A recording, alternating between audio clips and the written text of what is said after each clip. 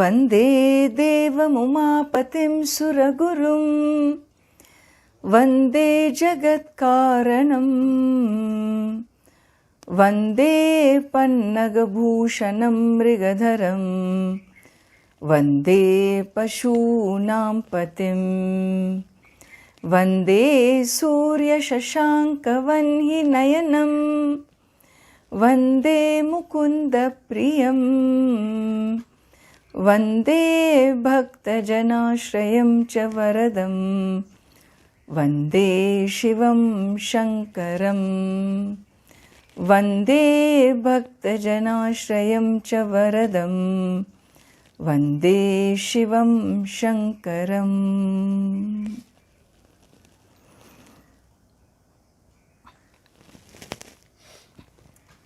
I chant and you repeat. Brahmamurarisurarchitalingam nirmalabhashitashobitalingam Brahmamurarisurarchitalingam nirmalabhasitashobitalingam janmajadukha vinashanalingam tat pranamami sadashivalingam janmajadukha vinashanalingam tat pranamami sada shivalingam devamuni pravararchitalingam kamadaham karuna karalingam devamuni pravararchitalingam kamadaham karunakaralingam ravanadalpa vinashanalingam tat pranamami sadashivalingam ravanadalpa vinashanalingam tat pranamami sada shivalingam sarva sugandhi sulepitalingam buddhi vivardhana karanalingam sarva sugandhi sulepitalingam buddhi vivardhana karanalingam siddhasura suravandhitalingam tat pranamami sadashivalingam siddhasura suravandhitalingam tat pranamami sadashivalingam tat pranamami sadashivalingam.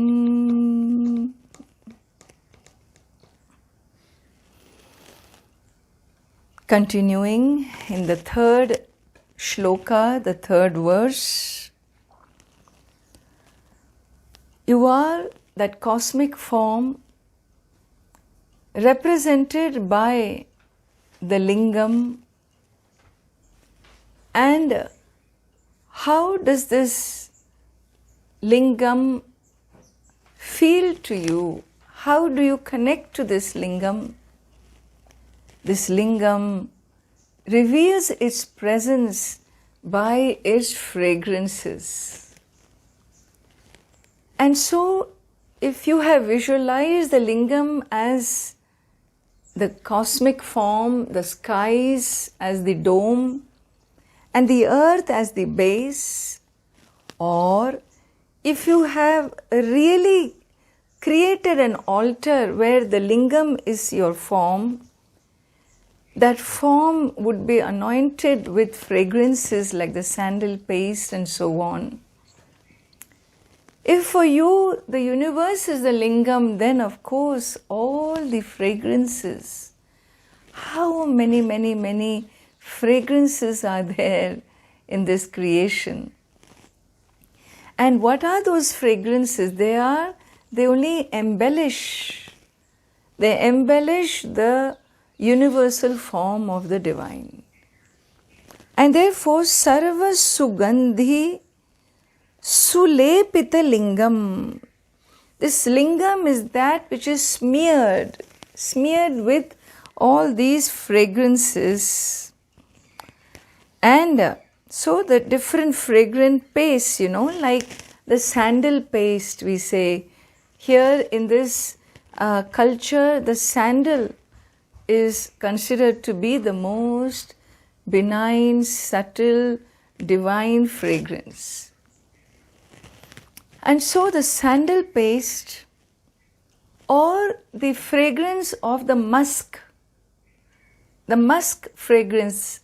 Musk is that secretion produced by the musk deer. It is said that this deer produces the secretion in its stomach, and when it smells its own fragrance, it doesn't know it's coming from itself, its own form, and it goes all over, running crazily hither, thither, looking for the source of the fragrance. Isn't that something like our plight? Everything is with us. All divinity is with us. All wealth, prosperity, everything is here with us. But we go searching for it all over the place, thinking it comes from elsewhere. Well, that musk fragrance is something which the divine form is anointed with the fragrances like that of the musk deer. And so sarva sugandhi sulepita lingam buddhi vivardhana karana lingam. And so this lingam, the cosmic being, is the karanam, is the nimittam, is the cause for buddhehe vardhanam. Buddhehe vardhanam means the what you call the jignasa, the spiritual growth of a human being, spiritual growth. What helps us? What is the nimittam? What is the cause of spiritual growth? Who is the cause of your spiritual growth? There is no spirituality without the divine. There is no religion. If the religion cannot serve the purpose of taking you to the divine, taking you to the divinity, well then that's no religion, no? Religion is that entity that must give you the tools to come close to the infinite being. And so in spirituality goes one step further.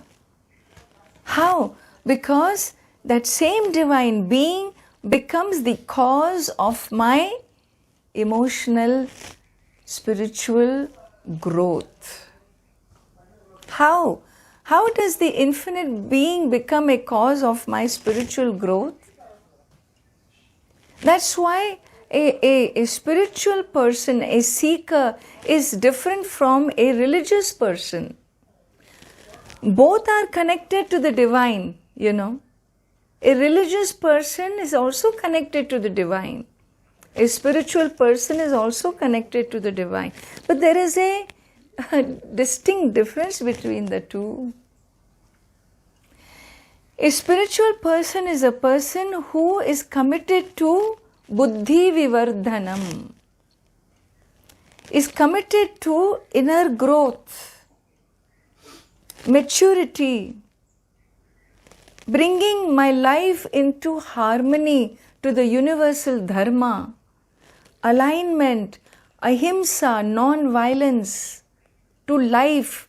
These become predominant values of a spiritual seeker who is seeking the divine.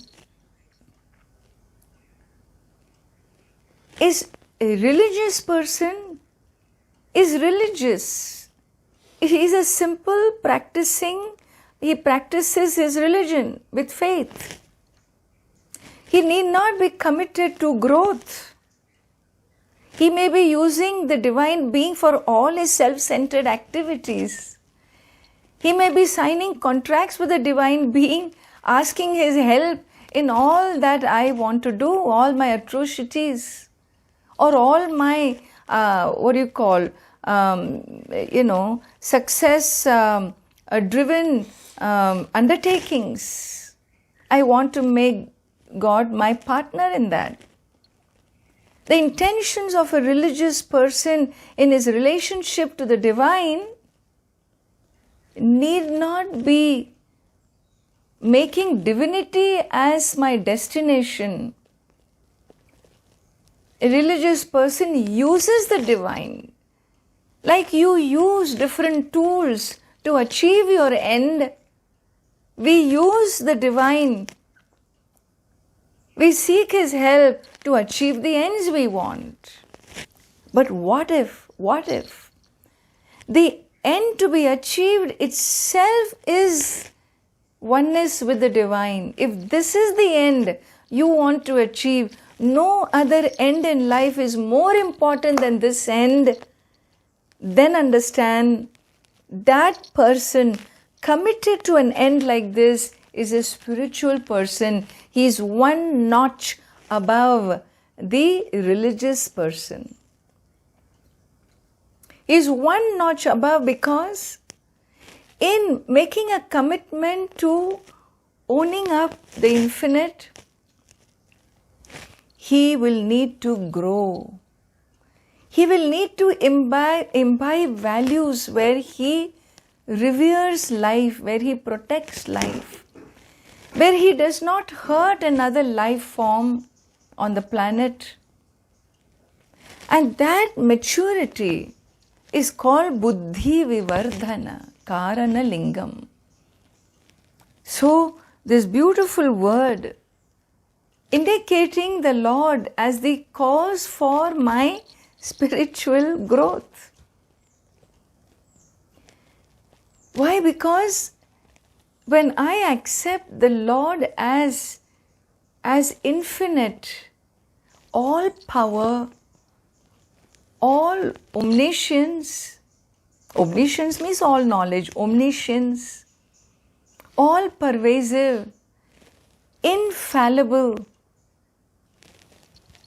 existence of this cosmic being, understand, he is infallible. That which is infallible is the infinite, the divine. Infallible. The infinite doesn't make mistakes like we make mistakes. And therefore, if there is any form that is fallible, fallibility sits with a human being. Why? Why only human being? Why isn't nature fallible? Why don't you say the animal world is fallible, the plant kingdom is fallible? Well, they are not fallible because they are programmed to be in total attunement with the omniscience, the knowledge of the infinite. They have been programmed to fall in line and they don't violate. It's not that they are living a life of dharma. You can live a life of dharma only when you have a choice between right and wrong. But they don't even have a choice but to comply by dharma. And so they go with the norms of the infallible infinite being. Whereas if there is any life form that is fallible on earth, it is us human beings. Why? Because we have been given the power to choose. We have been given the power to choose between the right and the wrong, to align or to disalign, misalign. This is the choice given to us. And unless our parameters of choosing are strongly grounded in dharma, we tend to make wrong choices. And making wrong choices, executing wrong choices is called being fallible. Who is a spiritual being? Who are those masters, those rishis, those sages, those saints that lived on this planet? Those saints, those sages were people who kept their fallibility to the least. The proportion of the fallible activities were dropped down greatly and brought to almost zilch, zero, almost I say. Because now and then they would have a upsurge of an anger or a kama or desire or something in their tapas, in their penance. Well, those stories explain it all. But the fallibility was brought down by living a life of dharma. And therefore, living a life of dharma means crossing my kama, crossing my krodha. Living a life of dharma means I cannot be egocentric. I've got to be planet-centric. I need to understand my roles and responsibilities and live my life making those choices where I live by dharma rather than my kama, my desire fulfillments.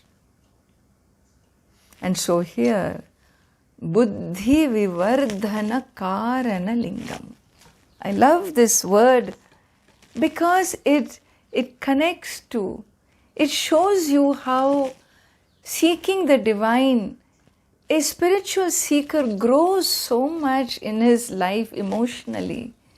He cuts down his self-centered choices in life and more becomes a contributor, less and less a consumer of this planet.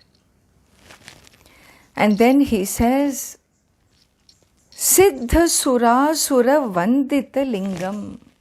You are that cosmic being, that lingam, that is vanditam, that is saluted by siddhas. Siddhas are sages, those great human beings, those human beings whose minds were so refined and exalted. They became godlike. They gained high powers of the universe. How did they get? By being mere mortals. How did they become so powerful and could hold, control the 5 elements, dictate their wishes, bless the humanity? How did they get there? By penance, by aligning to the universal dharma. And these siddhas, these exalted human beings whom we call rishis or sages or saints, Sura. Sura refers to the celestial beings, the higher powers, the devas, the higher powers of the universe, which are in line with the universe, which are in alignment with the universe. And then the other side is the asuras, those powers which are not in line with the universe, the higher powers which violate and destroy. See, dissolution is different from destruction. Whenever we say Lord Shiva destroys, that's a wrong expression. Wrong expression. He doesn't destroy recklessly. He dissolves, he resolves the world of names and forms. Like there is a manifestation of the world, he brings that same world back to its unmanifest state. That is called resolution or dissolution. Whereas when you say destruction means it is wild. It has no law and order. It is reckless. Shiva is not a destroyer. He is one that resolves or dissolves the names and forms. And so here, asuras are those powers that are committed to destruction, higher powers that violate the norms of the creation and they interfere and want to what? Destroy the good, destroy the sages. Well, where do those powers get empowered from? Well, they themselves do very clever work. They become devotees, they do their penance, they do karmas where they earn the power. And once they get the power, their intentions, their wrong intentions of destructions manifest and they use those bigger powers to destroy, like Ravana, we saw in the last session. All of them, whether they are sages, whether they are the celestial beings, or they are these asuras or these demonic powers, all of them Vandita Lingam. This whole universe, Vandita Lingam. They salute, they accept the cosmic being as the last word in rulership of the universe. Vandana is salutation. Vandanam is salutation. Vandita Lingam is salutations to the Lingam with all your heart and soul. Salutation is a bhavana, a expression of devotion, an expression of an emotion of a devotee that offers himself totally to the divine. And I have said before, this example of Vandanam is Akrura. Akrura in Mahabharata, who was the uncle of Lord Krishna and who became the commander-in-chief of the Yadava army. And he was so devoted to Lord Krishna that wherever he walked, wherever Lord Krishna walked, wherever this divine feet touched Mother Earth, touched the ground, he would salute that ground. He would offer his prostrations to that ground because that is how sacred that ground was. And therefore Akrura is a great devotee whose example is given to understand what is namaskara, what is salutation. And so here, Siddha Sura Sura Vandita Lingam. You are a lingam that has been saluted by all forms of powers, good, bad, ugly. Unto that cosmic power, pranamaha. Tat pranamami, tat Sadashiva lingam, to that lingam, my namaha, my gratitude. Namaha, when you say, always remember the sentiment that goes behind, that goes with namaha, is an attitude of gratitude. It's an attitude of submission. It's an attitude of acceptance. It is an attitude of acknowledging the infinite being, the infallible creator of this world. The infallible laws of the universe, the infallible lawgiver. There is nothing that has ever failed us. Don't you ever think that just because your grandmother passed on, the creator was fallible. Where she was born, so she would have to go. It is a law of consequences that's working for us. Well, if the law of consequences are bringing for us today very harsh experiences, it is not because the infinite omniscient being has failed us. He remains infallible.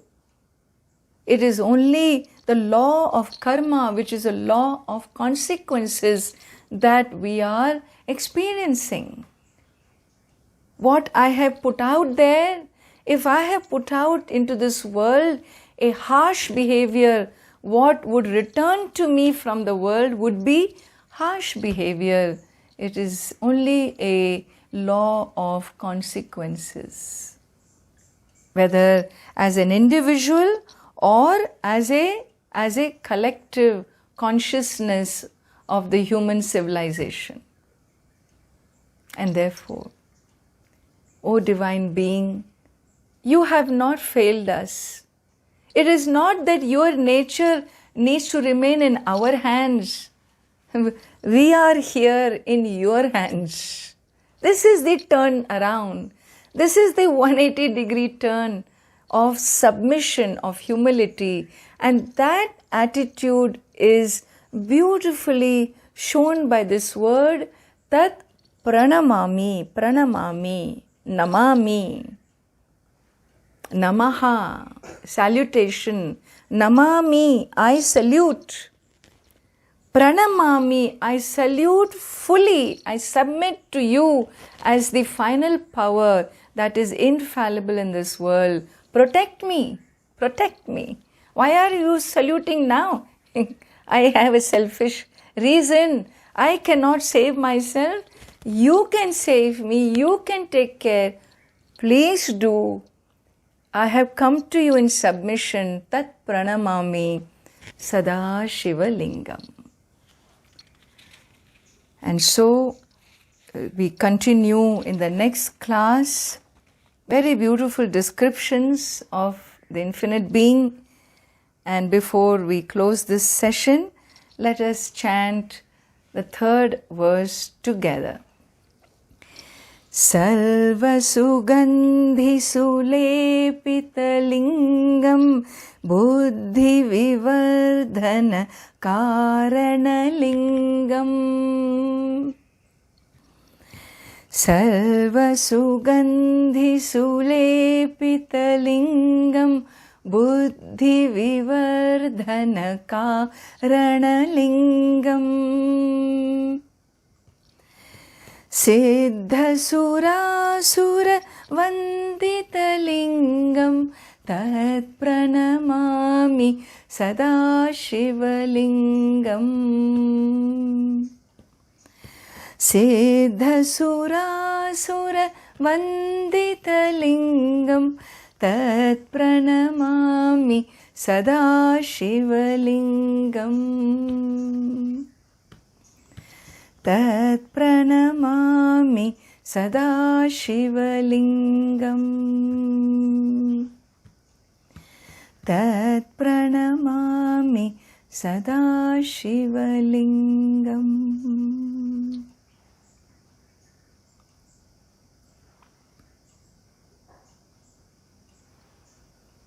Om Shanti Shanti Shanti.